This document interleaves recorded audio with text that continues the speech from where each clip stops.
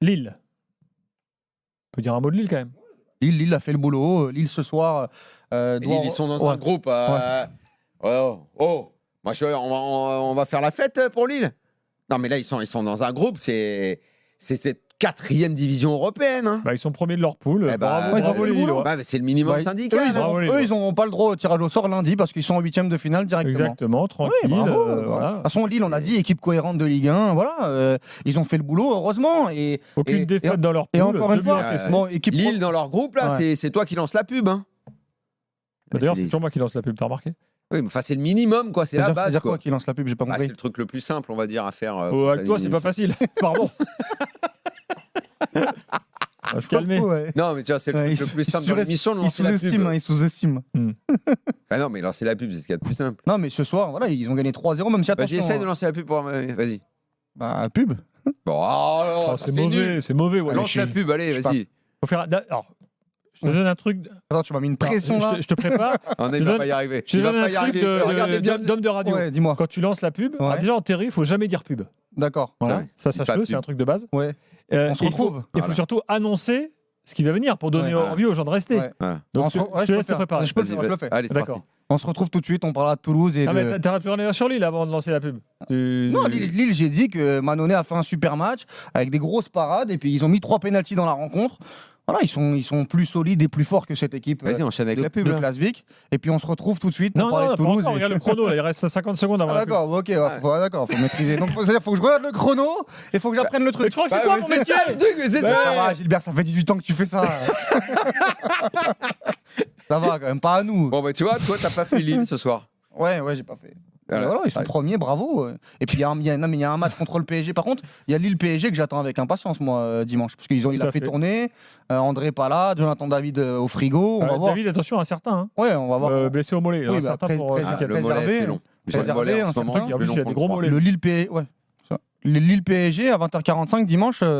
J'espère voir un beau match. Entamons l'analyse rennaise. Les gars, défaite donc face à Villarreal 3-2. Rennes jouera le barrage d'Europa League. Donc avec cette fameuse règle de la fin de match, parce que bon, a priori sur le moment tout le monde se dit mais quoi, hors jeu ou ça, pas hors jeu. J'ai compris moi en direct et puis après donc c'est une nouvelle règle. Bon, donc en fait un tireur de coup franc comme un tireur de penalty. Bah oui. Hein, vous saviez pas ça? Toi tu savais genre. Quand il touche le poteau ou la barre, il ne peut pas reprendre lui-même le ballon. Oui, le penalty je sais. Direct, le pénalty, je sais, mais pas le coup franc. Le coup franc, j'ai immédiatement demandé confirmation au meilleur arbitre français, il m'a tout de suite dit que c'était à cause de ça. En fait, ce qui est déstabilisant, c'est que l'arbitre central n'a pas. Il aurait dû tout de suite. On a eu l'impression qu'il n'avait pas pris conscience tout de suite. Voilà. Il connaissait pas la règle. Ça donnait l'impression qu'il connaissait pas la règle. En fait, il l'a dit, je crois. L'arbitre? Je crois qu'il faudra vérifier. Voilà, mais si lui, non, mais il dit que. En tout cas, Julien Stéphane ne la connaissait pas. Voilà, c'est un cas. Julien Stéphane dit je savais que ça existait sur pédo. Oui, moi aussi. Mais tiens, écoutez-le, Julien Stéphane. Moi aussi, je l'ai appris à ce moment-là, pour être très honnête. Je ne connaissais pas. Je connaissais la règle sur penalty. Je ne pensais pas que sur coup franc, ça puisse exister. C'est un assesseur émotionnel à ce moment-là, parce qu'on se dit enfin un déclic, quoi. Enfin quelque chose qui vient tourner, qui vient récompenser la générosité, les efforts, le don de soi de tous les joueurs. Alors, ça se joue à quelques centimètres sur le coup franc. Et puis cette règle qui ne permet pas aux joueurs d'égaliser, d'être récompensés de tous les efforts. Bon, voilà. Règle au demeurant. Hier, on parlait des gardiens. Sur les tirs au but, là, sur les pénaux sur la ligne, et que c'était un peu aberrant cette règle, celle-là, elle est aussi un peu aberrante après tout. Celle-là, ça arrive quasiment jamais. Je l'ai jamais vu. C'est un cas unique. Non, mais en fait, pourquoi elle est là, Daniel? Cette règle est là pourquoi? Parce qu'un tireur de coup franc, imaginons, il pourrait avancer le ballon et frapper ensuite. C'est pour ça qu'elle existe. Là, c'est un cas particulier de la règle, c'est que le poteau ne compte pas comme un joueur. En fait. Et puis en plus, c'est 30 secondes. Donc dans le cas du poteau, on devrait l'annuler. Parce qu'il y a 2 actions. On devrait la supprimer. Il y a 2 actions après après le coup franc. C'est ça qui est étonnant. Bon, avant ce fait de jeu malheureux qui effectivement procurait une joie à avorter au Rennais, Julien Stéphane, il a dit un petit peu l'essentiel de ce qu'a proposé son équipe. Un bon état d'esprit, des efforts. Mais voilà, on en revient un petit peu à quelque chose qui est basique dans le foot et qui, selon moi, est quand même assez pauvre, quoi. C'est-à-dire que tu proposes ça, mais qu'est-ce que tu proposes d'autre? Est-ce qu'il y a une réflexion sur le jeu? Il y a quand même des joueurs techniques dans cette équipe de Rennes. Lefebvre, Blas, c'est des joueurs de ballon. Terrier, c'est un joueur de ballon. Matic, c'est un gars qui est capable de sortir un ballon propre aussi. À côté de ça, il y a pas mal de jeunes qui sont un peu écervelés. Ça joue avec un peu de bonne volonté, tout ce que tu veux, mais c'est pas très malin. En fait, quand j'ai vu Villarreal ce soir, et quand je vois Rennes à côté, Villarreal, il y a pas mal de joueurs qu'on va dire d'expérience, pour pas dire vieux. Bah les gars, ils seront là, peinards, ils savent où se placer sur le terrain. Quand ils te font une passe de 30 mètres, elle arrive propre. Quand Parero, il a un ballon, bah, même en marchant, il arrive à le bonifier. Tu as l'impression qu'il le nettoie, il a un chiffon, il le prend et puis il te le remet au sol. C'est un bon terrien, première semaine de Roland Garros, quoi. Sur le cours numéro 17, qui te fait sa cuisine, quoi. Et Non, mais c'est ça, quoi.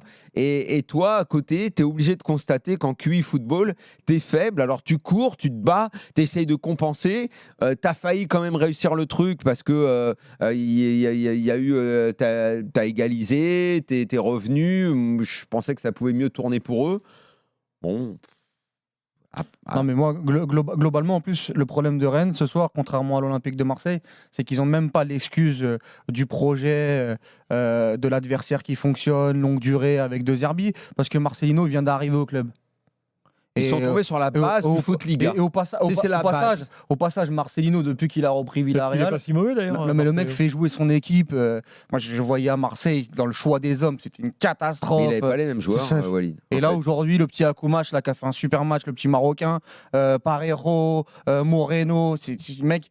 Ils te font tourner sur certaines situations où Rennes est incapable de suivre, suivre le rythme. Désolé, je vais dire un truc qui peut sembler dur, hein, mais j'envoie une équipe espagnole comme ça, je parle même pas football, je pense que tu prends les 11 mecs d'un côté, les 11 mecs, je pense qu'il y a les 11 de Villarreal sont, d'un point de vue humain, ils sont plus intelligents.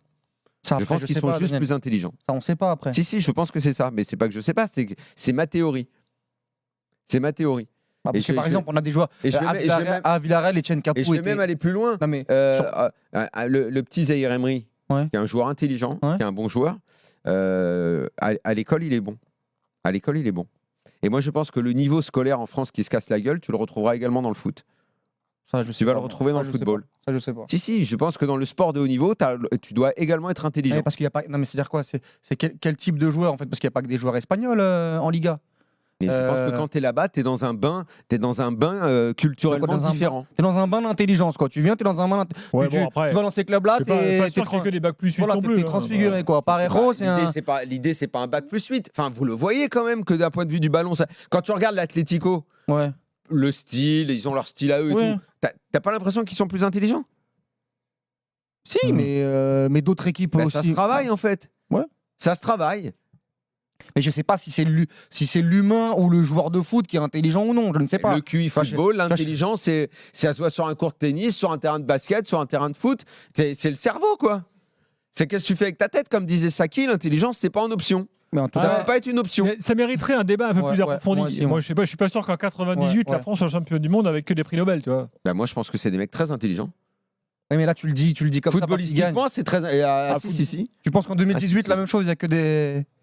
Je pense qu'il y a pas mal de types qui. Après, tu as l'intelligence brute et puis tu as l'intelligence du football. Moi, je te parle de l'intelligence du QI football. Oui, mais le problème, c'est qu'il ne faut pas qu'on se réfère à Ligue 1, donc bête. Liga, donc intelligent. C'est souvent ça. Oui, c'est souvent ça. Oui, souvent, peut-être. C'est très souvent ça. C'est pas une vérité absolue, Daniel. Je sais pas si elle est absolue, mais c'est une vérité. Mais allez, on a Frédéric au 32-16, les gars, s'il vous plaît. Très important. Frédéric est supporter rennais, bonsoir. Ouais, bonsoir à tous, bonsoir à toute l'équipe. Ça va? Ouais, ça va bien, super. Écoutez, moi j'étais au stade. Je suis déçu, mais en même temps, je suis un peu comme Daniel. Je reste quand même satisfait parce qu'on va quand même effectuer des barrages, même si je pense qu'il y avait la place de faire mieux ce soir et que la qualification pour les huitièmes, elle était largement à notre portée. Maintenant, sur le contenu du match, faut être honnête, et vous avez tout dit dans ce que vous avez dit juste avant. Il y a un manque cruel dans cette équipe, c'est de l'intelligence de jeu et surtout une injustice technique qui malheureusement ce soir a été plus que présente. Et j'ai l'impression que on va jamais sortir de ce truc-là. Et je pense que Julien Stéphan a vraiment beaucoup de travail avant que tout ça reprenne une note positive. Non, mais là où je peux rejoindre moi, Daniel, c'est que sur cette équipe de Rennes, il y a un gros manque de lucidité, quoi. C'est vraiment, il y a une naïveté. Encore le 3e but que Parejo met, alors que quand Ludo Blas met son but, il rentre, en plus il boude un peu sur sa célébration. Je me dis bon, c'est bon, ils vont gérer Mais ce ça fait partie de l'intelligence. Oui, sur ça t'as raison. C'est l'intelligence des émotions, l'intelligence situationnelle. Tout ça compte en fait. C'est qu'est-ce que t'as dans la tête. Ils vont gérer ce de partout, mais tu vois le 3e but, Parejo, il part limite du milieu de terrain, il fait 2-1-2, il rentre dans la surface de la défense regarde. Non mais la défense allez, fais ce que tu veux en fait, Dani. Fais ce que tu veux. Et quand tu vois le penalty concédé aussi, c'est encore d'une naïveté. Moi je l'ai dit, de toute façon c'est un concours depuis le début de saison. Ouais. Les mecs ils se disent à chaque match, je vais faire pire que toi. En fait, t'inquiète pas, je vais crever l'équipe. Ah, c'est toi aujourd'hui. C'est Assignon. Ah non, t'inquiète pas, ça va être Bélocian juste après. Et puis après, ça va être où? Puis après, ça va être Théâtre. En fait, les mecs, il y en a pas un pour rattraper l'autre. En fait, à chaque fois, il y a une erreur qui te crève. Et ce soir, au-delà comment dire, du manque de lien collectivement par rapport à Villarreal qui a récupéré un coach il y a 1 mois et demi, eh ben, même dans cette naïveté-là, tu es déficitaire. Et quand tu regardes que face à l'un des pires Villarreal depuis 10 ans... Mais tout ça s'apprend. Mais comme en France, on lance les joueurs beaucoup trop tôt, en fait, on ne finit pas de les former, même dans la tête. Mais même en Espagne, en Allemagne, il y a beaucoup de joueurs qui sont lancés tôt. Alors, ça veut dire que dans leur éducation et dans les centres de formation, on bosse plus là-dessus. Le petit Akomash, il a quoi? Il doit avoir 19 ans. Il fait un super match aujourd'hui. Les Gavi, les Pedri, les Ansu Fati, tous ces mecs-là. T'as pas l'impression, et Gavi, Pedri, t'as pas l'impression quand ils jouent au foot, ils sont intelligents. Ils respirent pas l'intelligence. Si, mais après, c'est l'école Barça. C'est bien ce que je te dis. C'est une école. Vinicius a été lancé. À quel âge il a été lancé, Vinicius? Prenons un exemple. Il était bête, Vinicius, au début. Il a progressé. Oui. Et je te dis pas qu'on peut pas progresser, il manquerait plus que ça. Oui, voilà. Donc, oui. Si t'es nul en maths en septembre, c'est pas dire que t'es nul, au mois de mai. Tu prends des cours particuliers et tu progresses. C'est arrivé à tout le monde de prendre des cours particuliers ou de bosser un peu plus. Ouais, j'aurais dû en prendre un peu plus. Quand Papin disait, je comprends pas que les mecs ils fassent pas durable à l'entraînement, alors que lui il en a fait. Il en faisait des tonnes. Un mec comme Ribéry, vu sa formation, vu ce qu'il avait au départ. Pas le plus intelligent, c'était un super joueur de foot. Et d'après toi, qu'est-ce qui a fait tout a changé dans sa vie? Le Bayern. L'encadrement du Bayern. Les mecs qu'il avait avec lui et la façon dont on l'a accueilli. Et lui qui avait eu beaucoup de difficultés dans sa vie, qui n'avait pas eu l'enfance la plus heureuse du monde, on l'a pris dans une institution comme Bayern.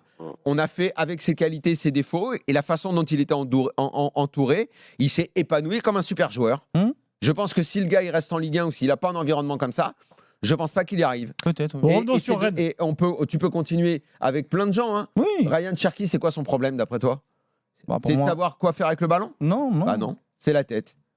Enfin, oui, il n'y a pas que la tête pour moi. Non, mais la tête, c'est ce qu'il y a dedans. Et l'explosivité, tout ce qu'il fait au ralenti, etc. La volonté. Est-ce qu'il a la volonté de progresser? Est-ce qu'on lui dit trop qu'il est trop fort? Est-ce qu'on lui a retourné le cerveau? Est-ce qu'il est bien entouré? Et je pense qu'il sera bien meilleur à l'étranger. Pour moi, tout ce qui fait une carrière et tout ce qui fait que tu es un bon joueur, c'est ça. L'intelligence de jeu. C'est ça. Après, le reste, t'es doué, pas doué, machin. On en a vu tellement des joueurs doués qui n'ont pas fait de carrière. La diff, elle est là après. La diff, elle est là. Fred, petite évaluation Rennes. Bon, quand même, il y a un truc qui m'a. C'est quand même l'éclair de génie de ce match. Le but d'Assignon, il est magnifique. Oui, le 1 partout. Le 1 partout. Ah oui. Mais regarde ce qu'il faut pour qu'il marque un but. À ce moment-là du match, je me suis dit que ça y est, le match était relancé et qu'on allait pouvoir enfin voir quelque chose d'intéressant. Mais non, en fait, là, ce qu'on a vu ce soir, c'est exactement ce qu'on voit depuis le début de la saison. En fait, en championnat, c'est de la fébrilité défensive, c'est un manque de lucidité et surtout un problème technique au milieu de terrain. Enfin, je veux dire, on s'est fait manger au milieu de terrain par des joueurs qui étaient bien plus intelligents que nous. Pour le coup, on en parlait tout de suite. Et c'est affligeant. Et je pense qu'il va falloir vraiment se réveiller parce que je pense que la fin de saison va être très longue. Et malgré le fait que l'Europa League était un petit peu le bol d'air du club, parce qu'en championnat ça n'allait pas du tout. Là pour le coup on va aller faire un barrage pour les 16e de finale, un petit peu comme l'année dernière. on va tomber contre un gros de reversé de Ligue des Champions et je pense que ça va être très compliqué. Ouais. Et comme l'an dernier où tu menais au score contre le Fenerbahçe à l'aller et au retour, tu étais bien premier et tu as fini deuxième, tu as pris un barrage contre le Shakhtar, tu t'es fait sortir. Et cette année, la même chose, tu étais en ballottage favorable, tu fais 0/6 contre Villarreal, tu vas prendre l'AC Milan, et bonjour, au revoir. Attends, mais ok, bonjour, au revoir, mais n'oublions tu rates le coche à chaque fois. N'oublions pas qu'il y a un truc qui est juste factuel. Rennes en championnat, c'est 1 point par match en Ligue 1. Donc le fait même de sortir de la poule et de jouer le 16e et de t'offrir une belle affiche, c'est déjà quelque chose qui devrait nous réjouir. On parle de Rennes, je suis désolé parce que oui, tu as raison, équipe ambitieuse, très ambitieuse cette année. Qu'on nous avait vendu beaucoup d'argent sur la table. Comme tu dis, on nous a fait des promesses, on nous a vendu quelque chose. Mieux que l'an dernier. Exactement. Mais aujourd'hui, c'est 1 point par match. Et je pense qu'il faut se réjouir qu'ils aillent jouer le barrage. Et autant je pense que Marseille peut revenir dans le top 4 assez rapidement. Ils vont jouer Clermont là ce week-end et Lille va jouer contre le PSG. Ils peuvent revenir à 1 point ou 2. Autant Rennes, sincèrement, faire une série avec la dynamique qu'il y a actuellement, j'ai quand même un peu de doute. J'espère que voilà que le recrutement, enfin que Florent Maurice va faire son travail correctement et va enfin se lui il a dit ça va prendre du temps, il a très bien fait son travail, il a dit faut pas juger sur 3 mois. Donc on va juger sur 9. Ouais, mais il y a pas on a plus le temps là, les résultats sont catastrophiques, on n'avance pas, on arrive enfin je veux dire Là, ça devient urgent, la charnière défensive. Parce que le défenseur central, là, ça fait 2 ans qu'il le cherche après Aguerd. Il va le trouver en 3 semaines, là, en janvier, dans un mercato d'ajustement. Impossible. On est d'accord avec ça, impossible. Mais de toute façon, le problème dans cette équipe, on est bien d'accord que c'est la défense. Ça, c'est une certitude. Et le niveau de certains joueurs, je prends des exemples encore concrets. Ce soir, on voit Enzo Lefebvre qui, même s'il fait une passe décisive en première mi-temps, je veux dire, il est pas au niveau. Enzo Lefebvre, joueur qui a du ballon, il a vraiment du ballon, mais les choix qu'il fait sur un terrain, tu penses que c'est pas un joueur intelligent, Enzo Lefebvre? Il a montré à Lorient que c'était un joueur intelligent quand même. Je pense il doit y avoir peut-être une partie de changement de club à digérer, d'exigences un peu différentes qu'il doit gérer. C'est possible qu'il y ait ça, mais je le vois faire quand même beaucoup de mauvais choix. Tu penses que Terrier est un joueur intelligent? Oui. Terrier, oui. Matic est un joueur intelligent? Ah bah oui, bien sûr. Bourigeaud est un joueur intelligent pour toi? Il s'est blessé là. Je parle globalement dans l'effectif. Oui, bien sûr. Ben, ouais. Après, ça en fait quand même sous pression. Oui, je sais pas. Ouais. Mais moi, voilà, il y a des joueurs qui sont pas au niveau, clairement. Après, je vois Amine Gouiri. Enfin, je sais pas. Je pense qu'on est tous d'accord là-dessus. Amine Gouiri, c'est un match sur 5. On est déçus. Voilà. Et après, il a pas joué. Enfin, ce soir, il rentre. Ouais, il rentre, il fait son entrée, mais je veux dire, globalement, quand même, c'est bien en dessous. Il dirait, mais on est un peu déçu ou non, là? Parce que ça commence un petit peu à. Le Giroud turc, là. J'aimerais bien qu'à un moment donné, ça. Je pense que c'est un bon joueur, c'est un bon joueur en pivot, mais le truc, c'est que voilà, en plus, ça va avec le reste de l'équipe. Avec la confiance n'est pas là, donc en fait, le joueur court, il y a pas de souci là-dessus, mais trop d'occasions, trop peu de situations. Un attaquant, ça doit se créer des occasions. Il s'en crée trop peu en fait pour pouvoir être intéressant dans le jeu, quoi. Donc, dans ton débat, Daniel, Benzema, humain intelligent? Humain intelligent? Sur un terrain, c'est. Non, je parle parce qu'on parlait humain, dans la je le connais pas. D'accord. Humain, je le connais pas. Joueur intelligent. Très intelligent. Surtout qui a énormément progressé. Tu penses que c'est l'étranger qui lui apporte son intelligence de jeu? Absolument. Il n'était pas à Lyon, il n'était pas intelligent dans son jeu. Il était plus sur l'instinct. Il était fort et il était plus sur l'instinct. Ce qu'il a changé dans sa carrière, c'est quand il a monté tout son niveau d'exigence en voyant ce qu'il y avait autour de lui. Donc en fait, ton débat, toi, c'est l'étranger t'apporte l'intelligence. Mais parce qu'en fait, sur ça, je peux te rejoindre. Parce que nous, on a un défaut, c'est effectivement, comme notre football repose immédiatement sur la vente, tu lances très tôt. Et très tôt, tu les mets dans des conditions qui fait qu'ils vont se sentir prétentieux. Déjà en sauveur de l'équipe. Le pavillon témoin, c'est Ben Arfa à l'époque, à qui on dit... D'ailleurs, Benzema avait beaucoup souffert au départ du fait que tout le monde misait sur Ben Arfa et pas sur lui. Donc déjà, lui, s'était mis dans une optique de « va falloir que je me bouge 2 fois plus que lui, puisque visiblement, on a l'air de compter un peu moins sur moi. Ouais. » Et je pense qu'avoir grandi dans le Lyon dans lequel il est à ce moment-là, et pourtant, il a du caractère. Les joueurs de l'époque avec qui j'ai parlé disaient le gamin, il en voulait. Il était prêt à dire je vais vous piquer votre place, machin. Mais il était remis à sa place. Et les gars qui avaient autour de lui, c'était du lourd. Et le Real, ça l'a. Le Real, il peut couler. S'il ne supporte pas les critiques que lui adresse Mourinho à l'époque. S'il n'est pas intelligent. si à ce moment-là, il ne supporte pas tout ça, là, non seulement maintenant, il est devenu très intelligent, c'est devenu un joueur sur le terrain, mais il pourrait même maintenant être très bon coach. Non, tu vois, mais non, mais parce que Je pense ça peut devenir un bon coach. Je remercie Frédéric au 32-16. l'intelligence à l'école et l'intelligence sur le terrain, sur le côté. Sur ce côté-là, moi, c'est pour ça que je te disais tout à l'heure. Non, Parce que tu disais tout à l'heure, je pense que scolaire, etc. Mais non, mais c'est pas ça. Mais par contre, l'étranger, ça m'intéresse plus que tu. Toulouse qui va mal en championnat et gagne à l'extérieur aujourd'hui. Alors vous allez me dire que le championnat autrichien, c'est pas le meilleur d'Europe, mais enfin tout de même, félicitons les Toulousains qui sont qualifiés, qui ont rempli leur mission. Voilà, bravo. Ah bah, Bravo, oui, Toulouse, là, bravo Toulouse. Là, Toulouse, vraiment, c'est l'équipe que tu peux féliciter parce que Bravo bon, Toulouse. vu leur passé, d'où ils viennent, comment ils sont dans la galère en championnat. Bon, certes, ils jouaient vraiment une toute petite équipe, hein, mais une équipe autrichienne face à une équipe de bas de tableau de Ligue 1, c'est pas gagné d'avance. Ils ont fait 6/6 contre eux. Voilà. Il y a des équipes qui sont déjà plantées contre des équipes bien inférieures. Et ils ont fait les 2 nuls contre l'Union Saint-Gilloise, qui était la meilleure équipe derrière Liverpool. L'Union Saint-Gilloise, qui est une bonne équipe de foot. Sincèrement, ce soir, ils ont encore. Toulouse, ils sont partis pour faire une Nantes de l'année dernière. Ouais, Depuis le début, on l'avait dit. Ils veulent copier Nantes. On l'avait dit. Parce qu'il leur faut un gros au barrage là, maintenant, et puis ça va être la fête. Ouais, et puis ça va sûrement. Ça a déjà été la fête. Ouais. Rappelez-vous du match contre Liverpool. Voilà. Là, ils peuvent se prendre un gros et se faire une deuxième fête. Et pas Milan, du coup. Ouais, pas Milan. Je pensais à Milan. Liverpool, c'est le club sympa parce qu'ils font plaisir à tout le monde. Là, ils se sont fait battre par l'Union Saint-Gilloise. Ils sont sûrs d'être premiers, donc ils en foutent. Ils disent régalez-vous. Ils ont filé du kiff à Toulouse et du kiff à Saint-Gilles. L'Union Saint-Gilloise avec mon chouchou, Mohamed Amoura. Il pique un peu des fois. Ouais. C'est vrai que la moutarde montonnée, mais toi qui vas faire la CAN prochainement, suis l'Algérie avec Amoura. Il sera dans l'équipe, t'es sûr? Oui, je pense. Oui, à ce rythme-là, oui. Et ça reste. C'est l'équipe, toi. Toi, je l'appellerai jamais. Tu parles à Jamel Belmadi. Et ça risquerait d'être pour la CAN, une vraie surprise. Tu as eu des infos précises? C'est bon, c'est bouclé, c'est gagné ou c'est... On peut encore rien dire. Pour l'Algérie, c'est gagné ou c'est pas gagné? C'est-à-dire? Je sais pas, vous gagnez. Déjà, ils sont qualifiés. Oui, je sais pas, on se qualifie sur les Coupes d'Afrique des Nations. Gilbert, c'est gagné d'avance. Ah non, pas du tout.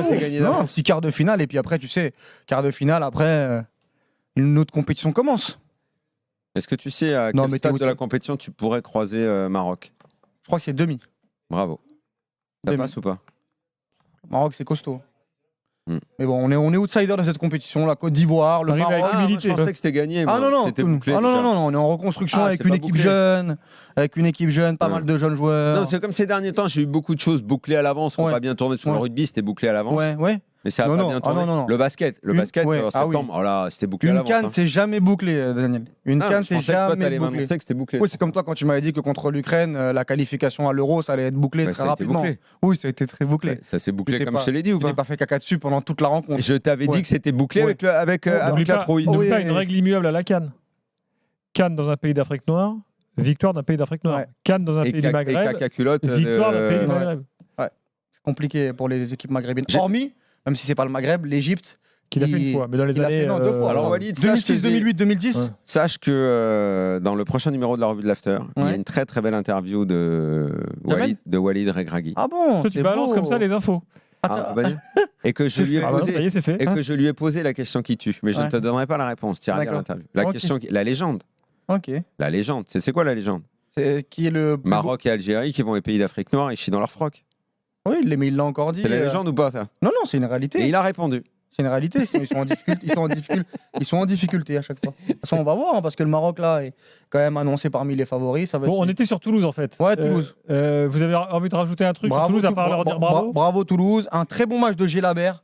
Qui depuis son maillot à poids en 2001, je l'avais pas vu aussi. Ce que j'en ai vu, lui aussi, il va falloir qu'il glisse un peu la tête. Oui, mais il a fait un bon match. Les choix, lui. Oui, mais il a fait un bon match ce soir. Il a la technique, mais alors des fois, quand il doit donner et qu'il n'a pas envie de donner. Parfois, il a la touche en trop, mais bon. Je l'ai vu en danseuse pendant toute la rencontre, Gélabert là. Ça tripote. Il y allait et j'ai bien aimé son match. Plus forte, il va frustrer lui. Il va falloir qu'il progresse. C'est déjà bien pour Toulouse, Daniel. T'as dit satisfaction tout à l'heure. Oui, absolument.